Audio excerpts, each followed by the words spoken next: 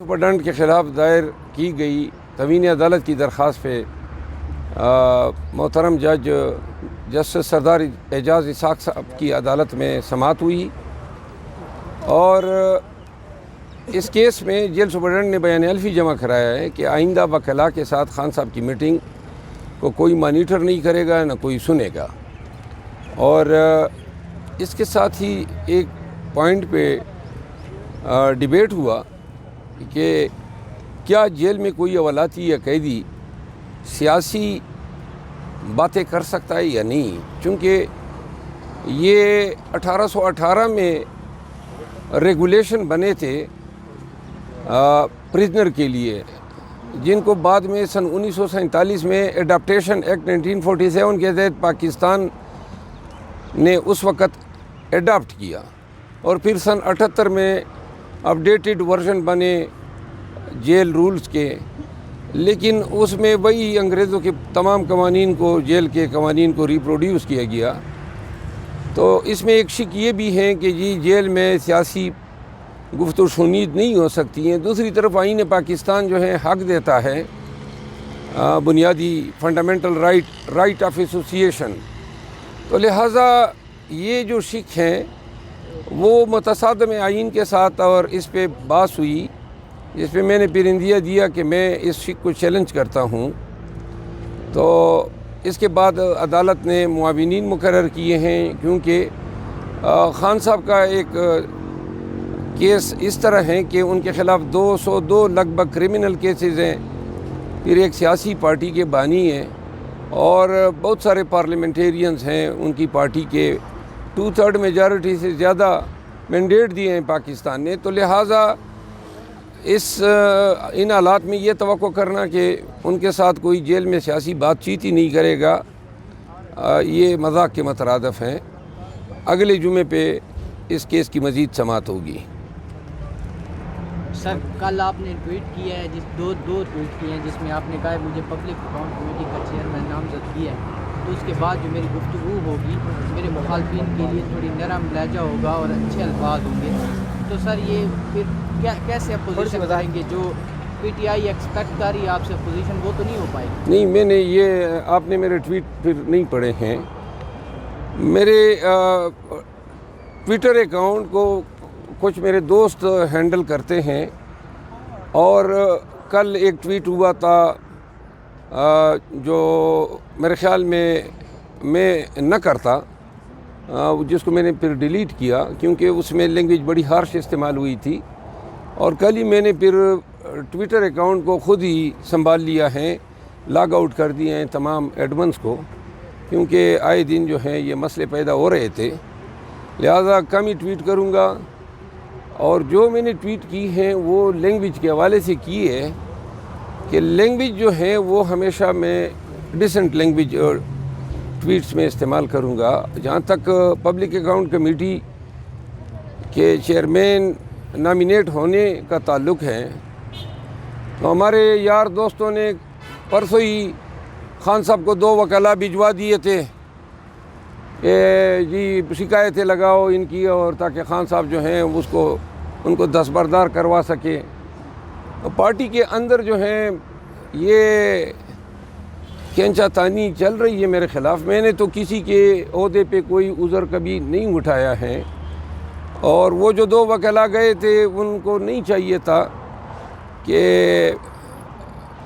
غیر موجودگی میں اس طرح جو ہیں، اور پھر جن کے نام انہوں نے کوٹ کیے کہ فلاں صاحب کہہ رہے ہیں، فلاں صاحب کہہ رہے ہیں۔ تو بہرحال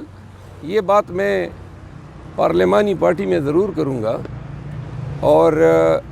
خان صاحب کا فیصلہ ہے، اور جو لوگ چاہتے ہیں کہ جی ان کو نہ مجھے ملے، تو یہ خان صاحب کو ان کے فیصلے ان کی ثوابدید پہ کرنے دیں اور ان کو امپلیمنٹ ہونے دیں۔ ان طریقوں سے اگر خان صاحب کو فیصلے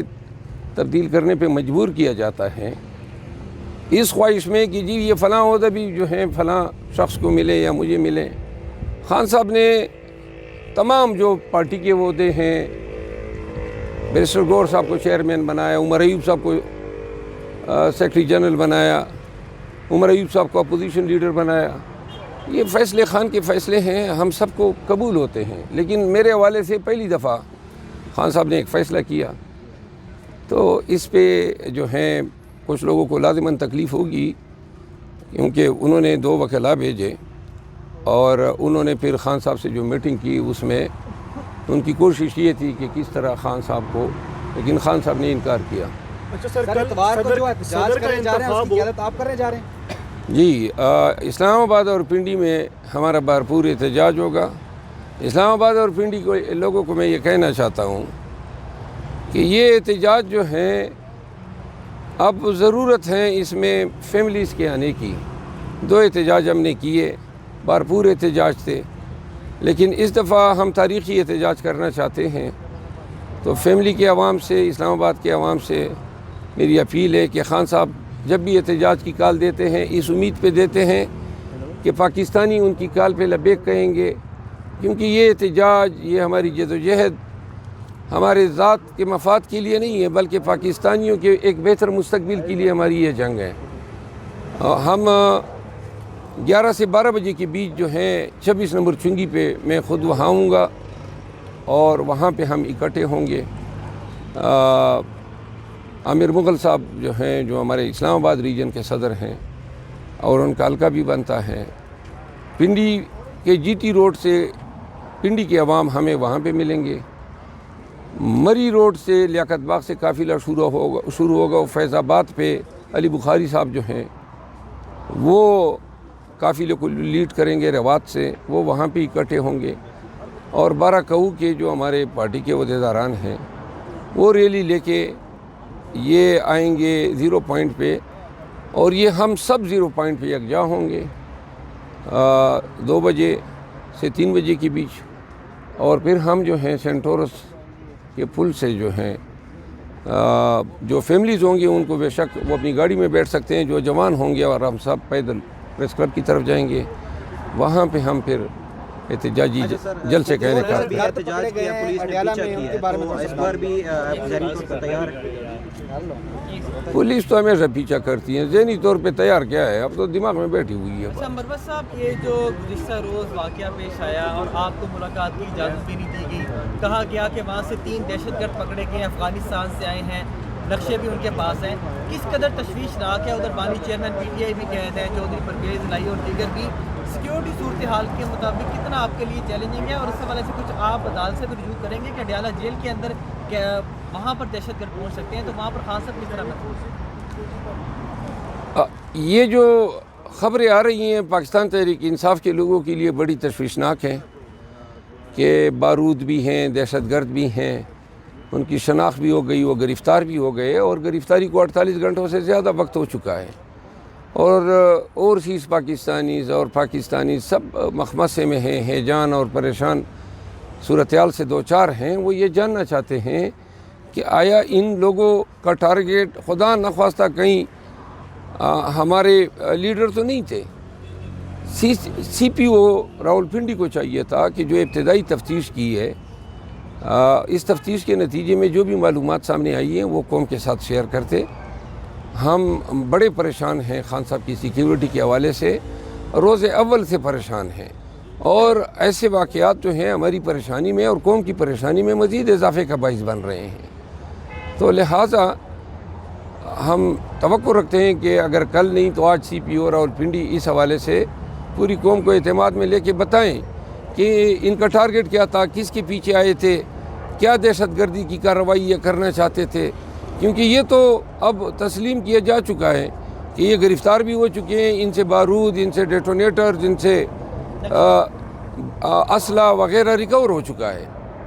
تو پوری قوم کی نظر اس پہ ہے۔ اچھا سر، یہ بتائیں کہ جب سے آپ عملی طور پر میدان میں آئے، پارٹی کے لیے کمپینز آپ نے شروع کی تھی، اس کے بعد آج تک کوئی نہ کوئی چیز آپ کے حوالے سے پارٹی کے اندر سے مخالفت یہ چیزیں شروع ہیں اور آج تک آ رہی ہے؟ جیسے آپ نے بات کی کہ 2 وکلا اسپیشلی خان صاحب کے پاس گئے، ایک تو یہ بتائیں کہ اس کی بیسک وجہ کیا سمجھتے ہیں کہ یہ ساری چیزیں کیوں ہو رہی ہیں، اور دوسرا یہ کہ جو لوگ اس کے پیچھے ہیں پارٹی کے اندر موجود ہیں، ان سے آپ کی بات ہوئی ہے اس حوالے سے؟ دیکھیے،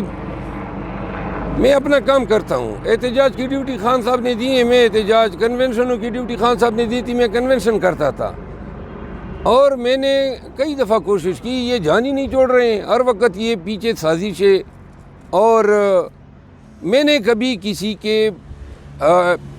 خان کی تعیناتی پہ کوئی عذر اٹھایا ہے؟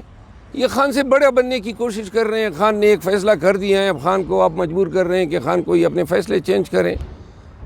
اور یہ لوگ بیسیکلی اس پارٹی میں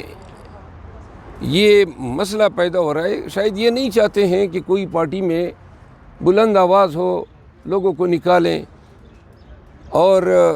احتجاج کے لیے ایک مؤثر آواز ہو. خان کے ساتھیوں کو ڈسکریج کرنے کی یہ سازش ہے. اور جو اس دن انہوں نے وکلاء نے ملاقات کی اور جو جس طریقے سے بونڈے طریقے سے انہوں نے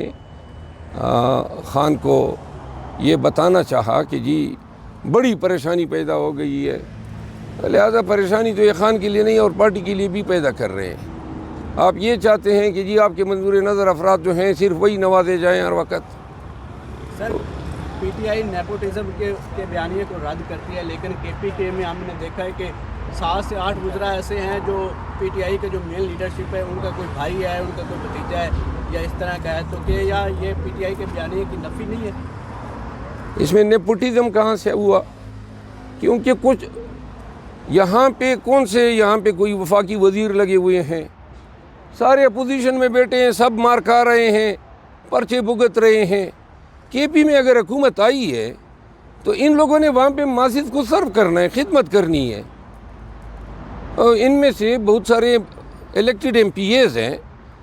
اور یہ کوئی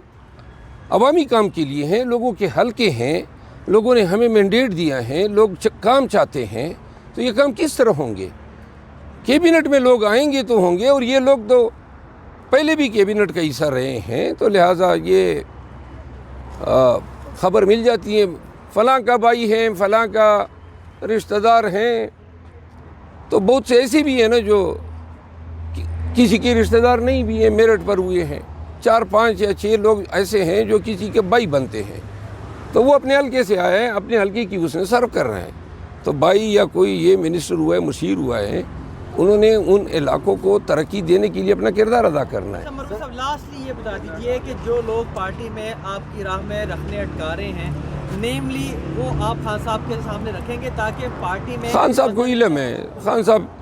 ساری یہ سیاست جانتے ہیں, ان کو پتہ ہے. آج خواتین کا عالمی دن ہے اور آپ کے پنجاب پہ ایک خاتون پہلی دفعہ وزیر اعلیٰ بنی ہے, کیا پیغام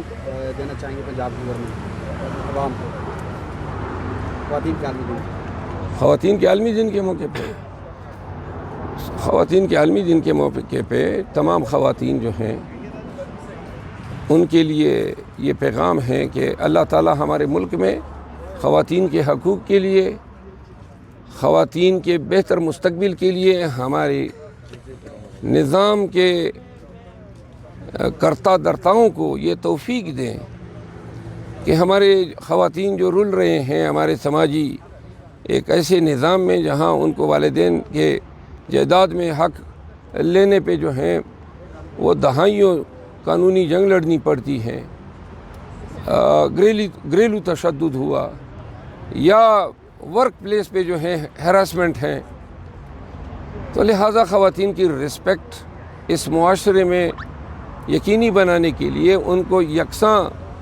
روزگار کے مواقع دینے کے لیے, ان کو ایک بہتر محفوظ ماحول فراہم کرنے کے لیے ایوان کا بھی فرض ہے کہ مزید قوانین بنائیں. اور میری ذاتی یہ خواہش ہے کہ اس قانون سازی میں اپنا عملی کردار ادا کروں گا. جہاں پہ بھی بچوں اور خواتین کے حقوق کے بل آئیں گے میرا بڑا پرو ایکٹیو رول ہوگا. شکریہ.